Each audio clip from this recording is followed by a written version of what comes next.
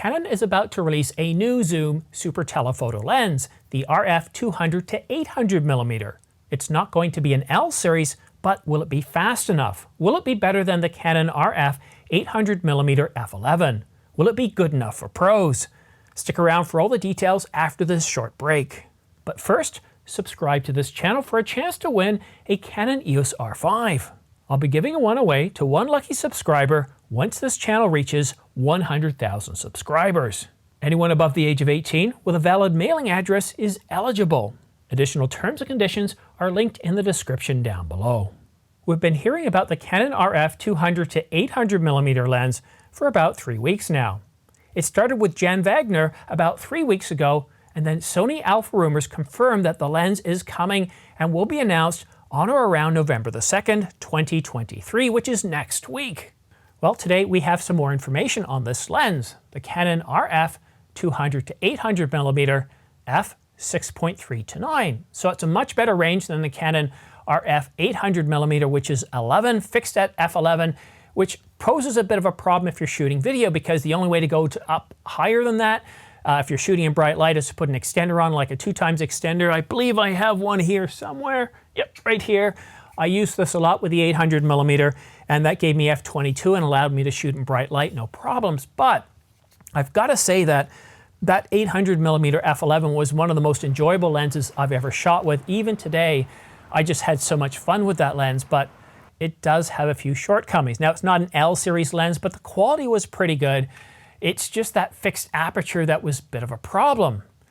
But this 200 to 800mm f6.3 to 9, well, it's supposed to have a better image quality. Now, it's not L series, that's what we're hearing. It's not L series according to Sony Alpha Rumors, but it's going to cost around 2,500 euros. So in US dollars, we're probably looking at around $2,200.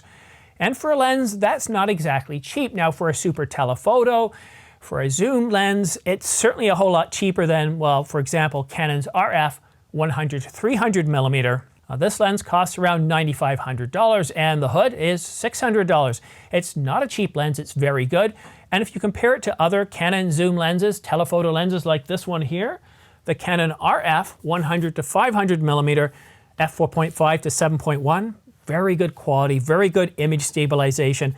I mean, this thing is so good that I've actually shot video handheld right here. Look at that. That's handheld with this lens, the 100 to 500mm. And the quality is very good. So 100 to 500mm L series image stabilized USM lens. This 200 to 800mm f6.3 to 9, not being L series, but costing around, let's say, $2,200. There's more information, there's more specifications that we're not privy to at this point that have us, well, scratching our heads a little bit. We know that companies can certainly make affordable lenses. I mean, I just did a review on this, the TT Artisan 500mm f6.3. 500mm f6.3, no image stabilization, no autofocus, and it doesn't communicate to the camera directly through the mount, but $329. The Canon RF 800mm f11, $999, a really enjoyable lens, a lot of fun. It's one of those, it's an affordable super telephoto lens, affordable prime 800mm. You just have to deal with that f11, and depending on how you're shooting, the results are very, very good. It's an awful lot of fun. And then to step it up to a 100 to 500mm f 4.5 to 7.1, incredible lens in terms of image stabilization, in terms of autofocus. The sharpness of that lens is incredible, but $28.99. $28.99? Around $22.99 for this elusive RF 200 to 800mm f6.3 to 9. I'm having trouble believing some of the information. Now, I do understand, I do get that when you're moving up to something that's going to be a zoom super telephoto, starting at 200, going all the way up to 800, that optically, that involves a bit of complex math and, of course, optics. And I'll be honest with you, even if it's not L series, at this point, I'm thinking, wow, okay. Because while I love this 100 to 500mm, I really, really do, it caps out at 500, and I miss that 800mm. The 800mm that RF 800mm f11 gave, the level of detail of that lens, the ability to punch in as well as I did, it produced incredible results. Look at these birds here that I shot in my backyard. The level of detail here, it's obviously not lacking. And this was shot in 4K. It's compressed using YouTube's algorithms, but look at that detail. And of course, this is the moon. I love showing this off because this here is shot at 4K, and then I shot cropped, and then I punched in post. And look at this, I'm flying across the surface of the moon. To be able to do this, you can't do this at 500 millimeters. You can't even get close to this. But with a good 800 millimeter, even an okay 800 millimeter f11, this is what I was able to do. And I did have the 2x extender on there to help give me further reach. But you know what that does, it usually reduces the quality a little bit.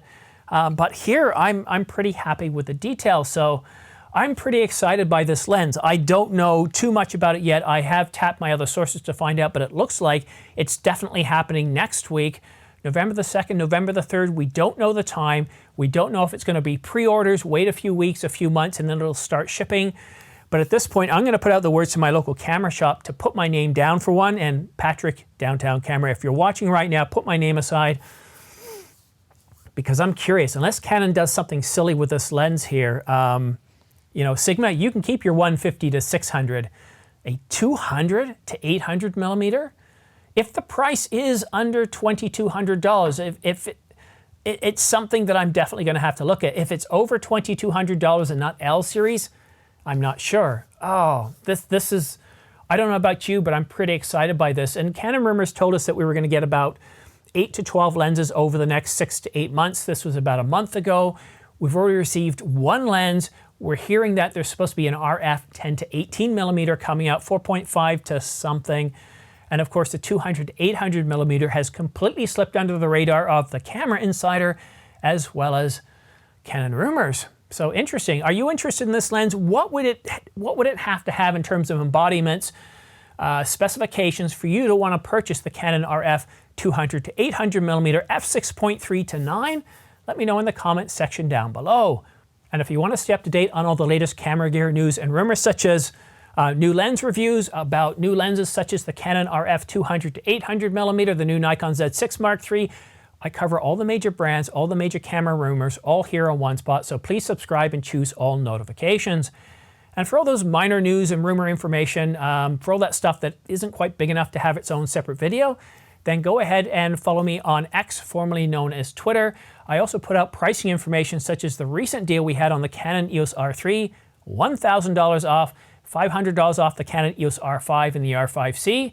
Kind of makes you wonder if Canon's getting ready to announce the R5 Mark II and maybe even the Canon EOS R1. They're both due out in the first quarter of 2024. So looking forward to that. And if you're looking at purchasing new gear, pre-ordering new lenses as they come out, then please consider purchasing using my affiliate links right here to Amazon, B&H, and Adorama. It really does help this channel grow. It helps me fund new camera purchases, such as I already have funding in place for the Canon EOS R5 Mark II, as well as the Canon EOS R1. And it looks like if everything shapes up, I might be getting the Canon RF 200 to 800 millimeter, not fixed at 800 millimeters, but 200 all the way up to 800 millimeters. Perfect for wildlife, perfect for birding, and even perfect for just some general shooting sports with your kids or professional stuff, perhaps.